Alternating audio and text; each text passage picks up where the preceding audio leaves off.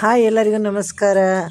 ನೋಡಿ, ಇದು ಬಾಲ್ಯವನ್ನು ನೆನಪಿಸುವಂತಹ ಒಂದು ಮರುವಾಯಿ ಕಡುಬು. ನಾವು ಇದನ್ನು ತುಳು ಭಾಷೆಯಲ್ಲಿ ಮರುವಾಯಿ ಅಂದರೆ, ಮಲಯಾಳಮಲ್ಲಿ ಕೋಳು, ಆಮೇಲೆ ಏನು ಹೇಳೋದು, ಇಂಗ್ಲೀಷಲ್ಲಿ ಶೆಲ್ ಅಂತೆಲ್ಲ ಹೇಳ್ತಾರೆ. ಇದು ನಾವು ನಮ್ಮಮ್ಮ ತುಂಬ ಮಾಡ್ತಾಯಿದ್ರು ನಾವು ಚಿಕ್ಕದಲ್ಲಿರುವಾಗ. ಹಾಗೆ ನಾವು ಇಲ್ಲಿ ಬಂದಾಗ, ಊರಲ್ಲಿ ಬಂದಾಗ ಎಲ್ಲ ಊರಿನ ತಿಂಡಿ. ಮೊದಲು ಇದನ್ನು 5-6 ಸಲ ಚೆನ್ನಾಗಿ ತೊಳೆದು ಆಮೇಲೆ ಇದನ್ನು ಬೇಯಿಸ್ಲಿಕ್ಕೆ ಇಡಬೇಕು, ನೀರು ಹಾಕಿ. ಇದೇ ನೀರು ಬಿಟ್ಕೊಳ್ಳುತ್ತೆ, ಆದರೆ ಸ್ವಲ್ಪ ನೀರು ಹಾಕಿ ಬೇಯಲಿಕ್ಕೆ ಇಡಬೇಕು. ನಾವು ಒಂದು 10 ನಿಮಿಷ ಬೇಯಿಸಿದರೆ ಸಾಕಾಗುತ್ತೆ. ಈ ಥರ ನೋಡಿ, 2 ಸೈಡು ಓಪನ್ ಆಗುತ್ತೆ. ಆಮೇಲೆ ಬೇಯುವಾಗ 1 ಲೋಟ ಅಷ್ಟೇ ನೀರು ಹಾಕಬೇಕು. ಅದು ಬೇಯ್ತಾ ಇರುವಾಗ ಇಲ್ಲಿ ನಾವು ಅಕ್ಕಿನ ಕೂಡ ನೆನೆ ಹಾಕಿರಬೇಕು. ಇದು ಬಿಳಿ ಕುಚ್ಚಲಕ್ಕಿ. ಇದು ಸಾಮಾನ್ಯವಾಗಿ ಒಂದು 8 ಅವರ್ ಆದರೂ 6ರಿಂದ 8 ಅವರು ನಾವು ನೆನೆ ಹಾಕಲೇಬೇಕು. ಇದನ್ನು ರಾತ್ರಿಯೇ ನಾವು ಮಾಡಿ ಇಡೋದು. ಈಗ ಬೆಳಿಗ್ಗೆ ಅಕ್ಕಿ ನೆನೆ ಹಾಕಿದರೆ ನಾಳೆ ಬೆಳಿಗ್ಗೆ ತಿನ್ನುವಾಗಿದ್ದರೆ ಇವತ್ತು ರಾತ್ರಿಯೇ ಮಾಡಿಡಬೇಕು.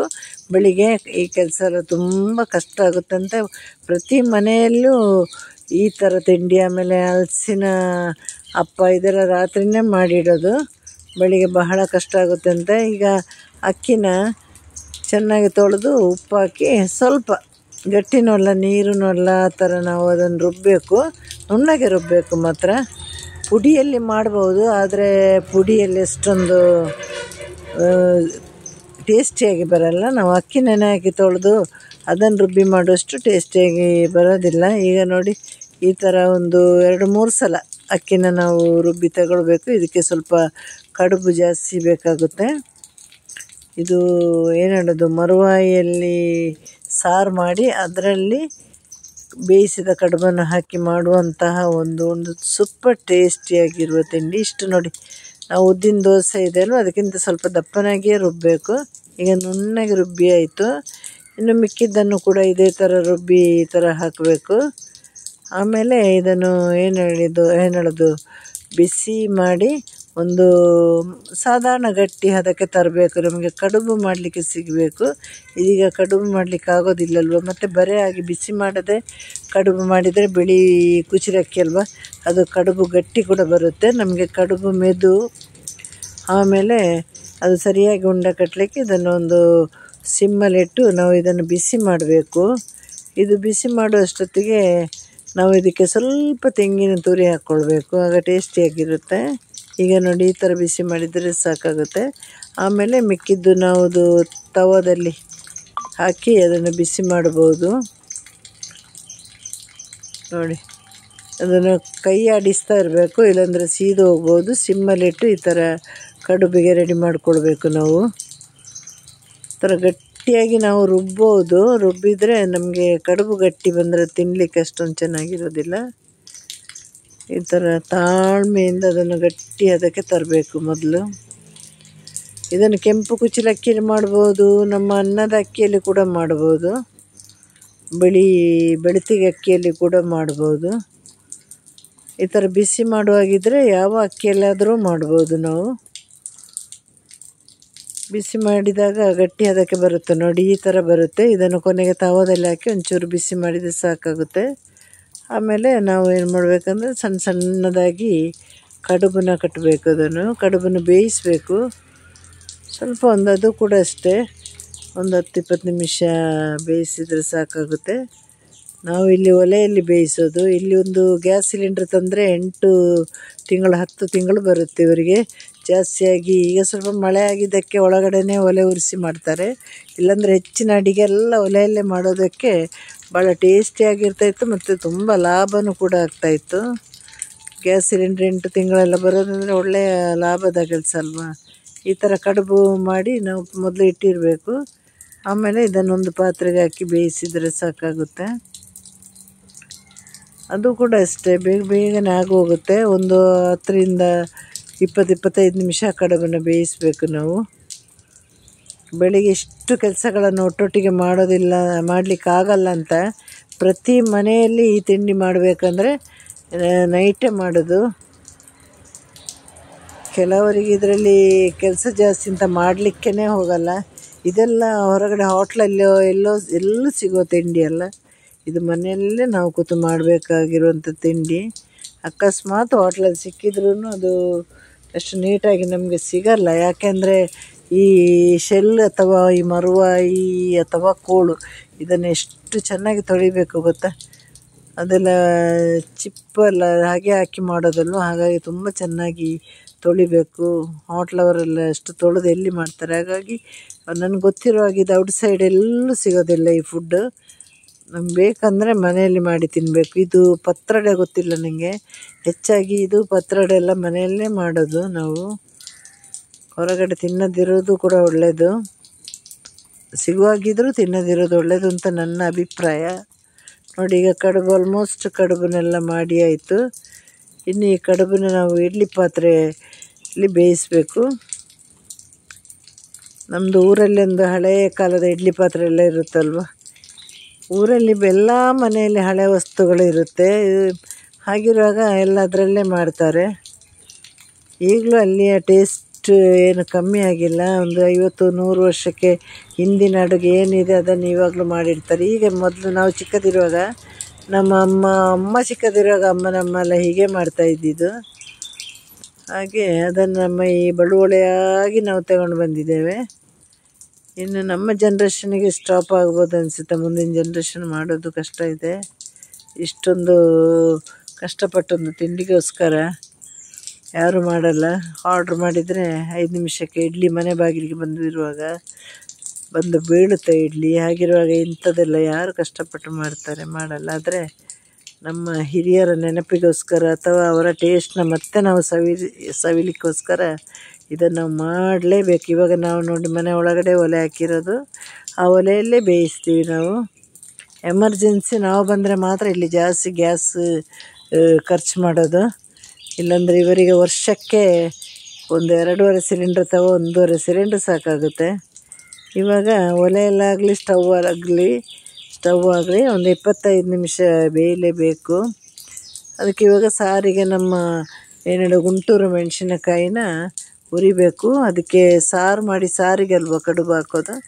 ಹಾಗಾಗಿ ಇದನ್ನು ಗುಂಟೂರು ಮೆಣಸಿನಕಾಯಿನ ಹುರಿದು ಮೊದಲು ಮರುವಾಯಿ ಸಾರನ್ನ ಮಾಡಬೇಕು. ಮರುವಾಯಿ ಆಲ್ರೆಡಿ ಬೆಂದಿದೆ. ಈಗ ಅದಕ್ಕೆ ಬೇಕಾಗಿರೋ ತೆಂಗಿನಕಾಯಿನ ತುರಿಬೇಕು. ಇಲ್ಲಿ 1 ತೆಂಗಿನಕಾಯಿ ತಗೊಂಡಿದ್ದೇವೆ. 1.5 kg ಮರುವಾಯಿ ಇತ್ತು, 1 ತೆಂಗಿನಕಾಯಿ, ಆಮೇಲೆ 3.5 ಲೋಟ ಅಕ್ಕಿನ ತಗೊಂಡಿದ್ದು ನಾವು. ಆಗುವಾಗ ಸರಿಯಾದ ಪಾಕಕ್ಕೆ ಬರುತ್ತೆ ಅದು. ನೋಡಿ, ಇಲ್ಲೆಲ್ಲ ತೆಂಗಿನಕಾಯಿನೂ ಕೂಡ ಭಾಳ ಟೇಸ್ಟಿಯಾಗಿರ್ತಲ್ಲ, ಊರಲ್ಲಿ ಸಿಗೋ ತೆಂಗಿನಕಾಯಿ ಎಲ್ಲ. ಹಾಗಾಗಿ ಏನೇ ಮಾಡಿದರೂ ಅದಕ್ಕೆ ಒಂದು ವಿಶೇಷವಾದ ಟೇಸ್ಟ್ ಇರುತ್ತೆ. ಇದಕ್ಕೆ ಜಾಸ್ತಿ ಖಾರ ಹಾಕುವಾಗಿಲ್ಲ, ಆಮೇಲೆ ಬ್ಯಾಡಗಿ ಮೆಣಸು ಕೂಡ ಹಾಕುವಾಗಿಲ್ಲ. ಇದು ಬರೀ ಗುಂಟೂರು ಮೆಣಸಿನಕಾಯಿಯಲ್ಲಿ ಮಾಡೋದು. ಸ್ವಲ್ಪ ಹುಣಸೆಹಣ್ಣು, ಒಂದು 3/4 ಸ್ಪೂನ್ ಅರಿಶಿನ. ಇದೊಂದು ಮೀನು ಜಾತಿಗೆ ಸೇರಿದ ಶೆಲ್ ಅಂತಲೇ ಹೇಳ್ಬೋದು. ಇದರಲ್ಲಿ ಸಣ್ಣ ಉಪ್ಪಿನ ಅಂಶ ಇರುತ್ತೆ. ಹಾಗಾಗಿ ಉಪ್ಪೆಲ್ಲ ಸೇರಿಸುವಾಗ ಬಹಳ ಜಾಗರೂಕತೆಯಿಂದ ಸೇರಿಸಬೇಕು ನೋಡಿಕೊಂಡು. ಯಾಕಂದರೆ ನಮ್ಮ ಆಲ್ರೆಡಿ ಆ ಮೀನಲ್ಲೇ ಸ್ವಲ್ಪ ಉಪ್ಪಿನ ಅಂಶ ಇದೆ. ಅಂದರೆ ಆ ಬಿಟ್ಕೊಳ್ಳೋ ನೀರಲ್ಲಿ ಉಪ್ಪಿನ ಅಂಶ ಇರುತ್ತೆ. ಆ ನೀರು ಕೂಡ ಸೋಸಬೇಕು ನಾವು. ಇವಾಗ ನೋಡಿ, ಇವಾಗ ಅದೇ ಕಡುಬಿಗೆ ರುಬ್ಬಿದ ಅದೇ ಮಿಕ್ಸಿಯಲ್ಲಿ ಸಾರಿಗೆ ಕೂಡ ರುಬ್ಬಿದ್ದು. ಹಾಗಾಗಿ ಇದನ್ನು ಮಾಡುವಾಗ ಉಪ್ಪಿನ ವಿಷಯದಲ್ಲಿ ಕೂಡ ಕೇರ್ಫುಲ್ಲಾಗಿರಬೇಕು. ಇದು ನುಣ್ಣಗೆ ರುಬ್ಬಬೇಕು. ಇವಾಗ ನಾವೇನು ಶೆಲ್ ಕರಿಗೆ ಮಸಾಲೆ ರುಬ್ಬಿದ್ದೀವಿ, ಅದು ತುಂಬ ನುಣ್ಣಗೆ ರುಬ್ಬಬೇಕು. ರುಬ್ಬಿ ಆದಮೇಲೆ ಅದಕ್ಕೆ ನೋಡಿ ಮಧ್ಯೆ ಮಧ್ಯೆ ನೀರು ಹಾಕ್ತಾ ಹೋಗಬೇಕು. ನಾವು ತುಂಬ ನೀರು ಮಾಡಿದರೆ ಅದು ತರಿ ಹಾಗೇ ಇರುತ್ತೆ. ಹಾಗಾಗಿ ತುಂಬ ನುಣ್ಣಗೆ ರುಬ್ಬಿರಬೇಕು. ಮೊದಲೆಲ್ಲ ಹಳೆಯ ಕಾಲದಲ್ಲೆಲ್ಲ ರುಬ್ಬೋ ಕಲ್ಲಲ್ಲಿ ಮಾಡ್ತಾಯಿದ್ರಲ್ವ. ಇವಾಗ ಅದನ್ನು ಇಲ್ಲಿದೆ, ನಮ್ಮ ತಾಯಿ ಮನೇಲಿ ಕಲ್ಲಿದೆ, ಹೆಚ್ಚಾಗಿ ಬಳಸ್ತಾರೆ ಅವರು. ಆದರೂ ಎಮರ್ಜೆನ್ಸಿಗೆ ನಾವು ಬಂದಾಗ ಮಿಕ್ಸಿನೇ ತಗೊಳ್ಳೋದು. ಇವರು 3 ಇರುವಾಗ ಅದನ್ನು ಕಲ್ಲನ್ನು ಕೂಡ ಬಳಸ್ತಾರೆ. ಈಗ ಇದಕ್ಕೆ ನೀರು ಹಾಕಬೇಕು. ಇವಾಗ ಎಷ್ಟು ನಾವು ರುಬ್ಬಿ ಇಟ್ಟಿದ್ದೇವೆ ನೋಡಿ, ಅದರ ಸರಿ ಡಬ್ಬಲ್ ನೀರು ಹಾಕಿ ಅದನ್ನು ಕುದಿಲಿಕ್ಕೆ ಬಿಡಬೇಕು. ಕುದಿಯುವಾಗ ನೀರು ಇರಬೇಕು ಸ್ವಲ್ಪ. ಆಗ ನಮ್ಮ ಕಡುಬು ಎಲ್ಲ ಹಾಕಿದಾಗ ಗಟ್ಟಿಯಾಗುತ್ತಲ್ವ. ಮತ್ತು ನೋಡಿ, ಇನ್ನೂ ಅಗತ್ಯ ಬಂದರೆ ನೀರು ಸೇರಿಸ್ಬೋದು. ಇದೀಗ ಇದೆಲ್ಲ ಆದಮೇಲೆ ಒಂದು ಅರ್ಧ ಈರುಳ್ಳಿ ಹಾಕಬೇಕು. ಈರುಳ್ಳಿ ಹಾಕಿ ಉಪ್ಪು ಹಾಕಿ ಕುದಿಲಿಕ್ಕೆ ಬಿಡಬೇಕು ಚೆನ್ನಾಗಿ. ಅದು ನಮ್ಮ ಶೆಲ್ಲಲ್ಲಿ ಏನು ನೀರಿದೆ ಇವಾಗ ಅದಕ್ಕೆ ಹಾಕಬೇಕು. ಅದು ಹಾಕಿದಾಗಲೇ ಅದು ಸೋಸಿ ಹಾಕಬೇಕು. ಅದರಲ್ಲಿ ಒಂದು ಸಣ್ಣ ಹೊಯ್ಗೆ ಅಂಶ ಇರುತ್ತಲ್ವ, ಹಾಗಾಗಿ ಆ ನೀರನ್ನು ಸೋಸಿ ಹಾಕೋದ್ರಿಂದ ತುಂಬ ಟೇಸ್ಟ್ ಬರುತ್ತೆ. ಈಗ ಒಂದು ಅರ್ಧ ಈರುಳ್ಳಿ ಹಾಕ್ಬೋದು. ನೋಡಿ ಇಲ್ಲಿ ನಮ್ಮದು ಇದು ಯಾವುದು ಶೆಲ್ಲೆಲ್ಲ ನೀರು ಚೆನ್ನಾಗಿ ಬಿಟ್ಕೊಂಡಿದೆ ಅಲ್ವ, ಅದನ್ನು ಇವಾಗ ಹಾಕ್ಬೋದು. ಸೋಸಿ ಹಾಕಬೇಕು. ನೋಡಿ ಆ ನೀರಿನ ಬಣ್ಣ ನೋಡಿ, ಆ ಬಣ್ಣವು ಆ ಟೇಸ್ಟು ಕೂಡ ಇರುತ್ತೆ ಚೆನ್ನಾಗಿ. ಇದು ನೀರು ಹಾಕಿಲ್ಲ ಅಂದರೆ ನಮ್ಮ ಈ ಏನು ಮರುವಾಯಿ ಕಡುಬು ಟೇಸ್ಟ್ ಬರೋದೇ ಇಲ್ಲ. ಇವಾಗ ಕುದಿಲಿಕ್ಕೆ ಬಿಡಬೇಕು. ಚೆನ್ನಾಗಿ ಕುದಿಯುವಾಗ ನಾವಲ್ಲಿ ರೆಡಿ ಮಾಡಿ ಇಟ್ಕೊಂಡಿರುವ ಕಡುಬು ಇದೆ ಅಲ್ವಾ, ಕಡುಬು ಕೂಡ ಬೆಂದಿರುತ್ತೆ. ಇವಾಗ ನೋಡಿ ಚೆನ್ನಾಗಿ ಬೆಂದಿದೆ, ಅದನ್ನು ಹಾಕಬೇಕು. ಆ ಕಡೆ ಸಾರು ಕುದೀತಾ ಬರುವಾಗ ಈ ಕಡೆ ಈ ಕಡುಬನ್ನ ಹಾಕಬೇಕು. ಕಡುಬನ್ನ ಹಾಕಿದ ನಂತರ ಕೊನೆಯಲ್ಲಿ ಶೆಲ್ಲನ್ನು ಹಾಕಿ ಚೆನ್ನಾಗಿ ಕುದಿಸಬೇಕು. ನೋಡಿ ಕಡುಬು ಒಲೆಯಲ್ಲೇ ಬೆಂದಿದೆ ಆಲ್ರೆಡಿ. ಇನ್ನಿರೋದು ಬಾಕಿ ನಾವು ಸ್ಟೌವಲ್ಲೇ ಮಾಡೋಣ ಅಂತ. ಒಲೆಯಲ್ಲಿ ಚೆನ್ನಾಗಿ ಬೆಂಕಿ ಹತ್ತಿಕೊಳ್ಳಿಲ್ಲ ಅಂದರೆ ಅದೆಲ್ಲ ಒಂದು ಹೊಗೆ ವಾಸನೆ ಬರುತ್ತೆ ನಾವು ಮಾಡಿರುವ ಅಡಿಗೆ. ಹಾಗಾಗಿ ಒಲೆಯಲ್ಲಿ ಅಡಿಗೆ ಮಾಡುವಾಗ ಚೆನ್ನಾಗಿ ಬೆಂಕಿ ಹೊತ್ತುತ್ತಾ ಇರಬೇಕು. ಈ ಮಳೆಗಾಲ ಅಲ್ವಾ, ಸ್ವಲ್ಪ ಕಷ್ಟ ಇದೆ ಮಳೆಗಾಲ ಬೆಂಕಿ ಹತ್ತೋದು. ಇವಾಗ ಕಡುಬು ಕೂಡ ರೆಡಿಯಾಗಿದೆ. ಇನ್ನಿರೋದು ಏನಿದ್ರೂ ಗ್ಯಾಸ್ ಸ್ಟವ್ ಮೇಲೇ ನಾವು ಮಾಡೋದು. ಆ ಕಡೆ ಕಡುಬು ರೆಡಿಯಾಗಿದೆ, ಈ ಕಡೆ ಶೆಲ್ಲು ಕೂಡ ಕ್ಲೀನ್ ಮಾಡಿ ಇಟ್ಟಿದ್ದಾರೆ. ಇದರ 2 ಚಿಪ್ಪು ಕೂಡ ನಾವು ಹಾಕ್ತೀವಿ, ಯಾಕಂದರೆ ಅದು ಹಾಕಿದಾಗಲೇ ನಮಗೆ ತಿನ್ನಲಿಕ್ಕೆ ಒಂಥರ ಖುಷಿ ಇರುತ್ತೆ. ಟೇಸ್ಟಿ ಕೂಡ ಒಂದು ಏನು ಹೇಳೋದು, ಟೇಸ್ಟಿಯಾಗಿ ಇರುತ್ತೆ. ಇವಾಗ ನೋಡಿ ನಮ್ಮ ಸಾರು ಕೂಡ ಕುದಿಲಿಕ್ಕೆ ಸ್ಟಾರ್ಟ್ ಆಗಿದೆ. ಇವಾಗ ನೆಕ್ಸ್ಟ್ ನಾವು ಏನು ಬೇಯಿಸಿಟ್ಟಿರೋ ಕಡುಬು ಇದೆ ಅಲ್ವಾ, ಅದನ್ನು ಹಾಕಬೇಕು. ಅದರ ಜೊತೆಯಾಗಿ ಏನಿದೆ ಮರುವಾಯಿ, ಮೊದಲು ಮರುವಾಯಿನ ಹಾಕಬೇಕು, ಆಮೇಲೆ ಕಡುಬನ್ನು ಹಾಕೋದು. ಸಾರಿ, ಸ್ವಲ್ಪ ತಪ್ಪು ಹೇಳ್ಬಿಟ್ಟೆ ಇಲ್ಲಿ. ಯಾಕಂದರೆ ಅದು ಮರುವಾಯಿದು ನೀರು ಹಾಕಿದ್ದಿಲ್ವ, ನೆಕ್ಸ್ಟ್ ಕುದಿಯುವಾಗ ಮರುವಾಯಿ ಹಾಕೋದು. ಮರುವಾಯಿ ಕುದೀತಾ ಇರುವಾಗ ನಾವು ಬೇಯಿಸಿಟ್ಟಿರೋ ಕಡುಬನ್ನು ಹಾಕಬೇಕು. ಆಗ ನಮ್ಮ ಕಡುಬು ರೆಡಿಯಾಗುತ್ತೆ. ನೋಡಿ ಹಾಕಿದ್ದೀವಿ ಈಗ ಆಲ್ರೆಡಿ ಕಡುಬು. ನೋಡಿ ಇದು ಒಂದು 5 ನಿಮಿಷ ಕುದಿದರೆ ನಮ್ಮ ಕಡುಬು ರೆಡಿಯಾಗುತ್ತೆ. ಈಗ ಸ್ವಲ್ಪ ನೀರಾಗಿ ಕಂಡ್ರೂ ಬೆಳಿಗ್ಗೆ ಅದು ನಾವು ಎದ್ದೇಳುವಷ್ಟೊತ್ತಿಗೆ ಒಳ್ಳೆಯ ಸರಿಯಾದ ಪಾಕಕ್ಕೆ ಬರುತ್ತೆ. ಇದೀಗ ನಾನು ಟೇಸ್ಟ್ ನೋಡಲಿಕ್ಕೆ ಅಂತ ರಾತ್ರಿಯೇ ಸ್ವಲ್ಪ ತೆಗೆದು ತಿಂದೆ ನಾನು. ತುಂಬ ಟೇಸ್ಟಿಯಾಗಿತ್ತು.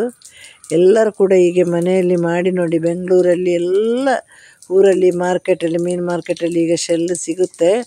ಶೆಲ್ಲು ತಂದಾಗ ಚೆನ್ನಾಗಿ ತೊಳೆಯೋದೊಂದೇ ಕೆಲಸ ನಿಮಗೆ. ಆಮೇಲೆ ಇದನ್ನು ನೋಡಿ ಮಾಡಿ ಎಲ್ಲರೂ ಸಪೋರ್ಟ್ ಮಾಡಿ. ಟಾಟಾ ಬಾಯ್, ಸಿ ಯು, ಟೇಕ್ ಕೇರ್.